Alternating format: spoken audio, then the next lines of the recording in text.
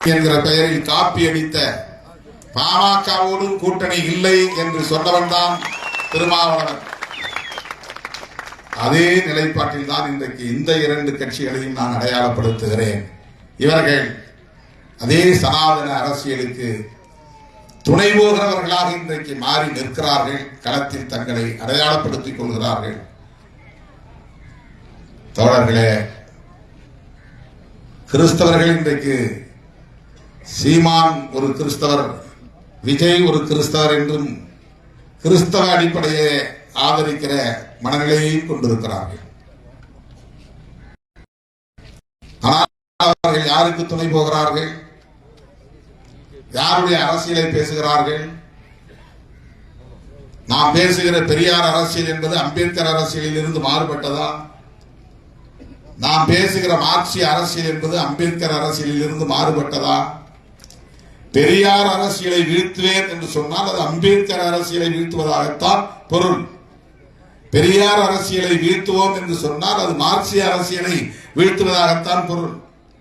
ஆகவே அவர் பெரியாருக்கு எதிராக பேசுகிறார், அம்பேத்கருக்கு எதிராக பேசவில்லை என்று நாம் கருதிவிடக் கூடாது. பெரியாருக்கும் அம்பேத்கருக்கும் இடைவெளி உருவாக்க பார்க்கிறார். பெரியார் வேறு, அம்பேத்கர் வேறு, இருவரையும் ஒப்பிட முடியாது என்றெல்லாம் பேசுகிறார்கள். அதிலே தலித் இளைஞர்கள் ஏமாந்து விடக்கூடாது. ஓபிசி இளைஞர்களுக்கு நம் மீது ஏற்கனவே நிறுவப்பட்ட வெறுப்பு இருக்கிறது. அதனால் நம் கொடி ஏறக்கூடாது, ஆனால் பாசிச பாஜக கொடி பறக்கலாம். திருமாவளவன் கொடி ஏறக்கூடாது, பாஜக கொடி பறக்கலாம் என்கிற அரசியல் புரிதல் தான் அவர்களுக்கு இருக்கிறது.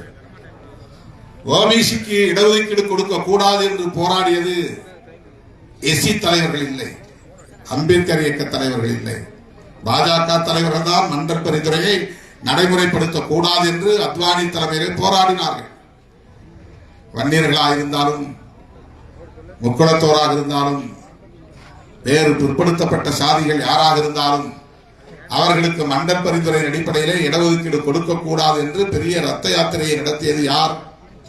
ராம்விலாஸ் பாஸ்வானா, மாயாவதி அம்மையாரா, ராம்தாஸ் அத்வாலேவா, பிரகாஷ் அம்பேத்கரா, திருமாவளவனா? ஆதரித்தவர்கள் இவர்கள்.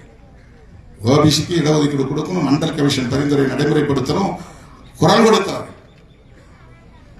எதிர்த்தவர்கள் பிஜேபி. அந்த பிஜேபிக்கு தான் எடப்பாடி பழனிசாமி சிவப்பு கம்பளம் விதிக்கிறார். அந்த பிஜேபிக்கு தான் இப்போது இவர்களும் துணை போகிறார்கள். அந்த பிஜேபிக்கு தான்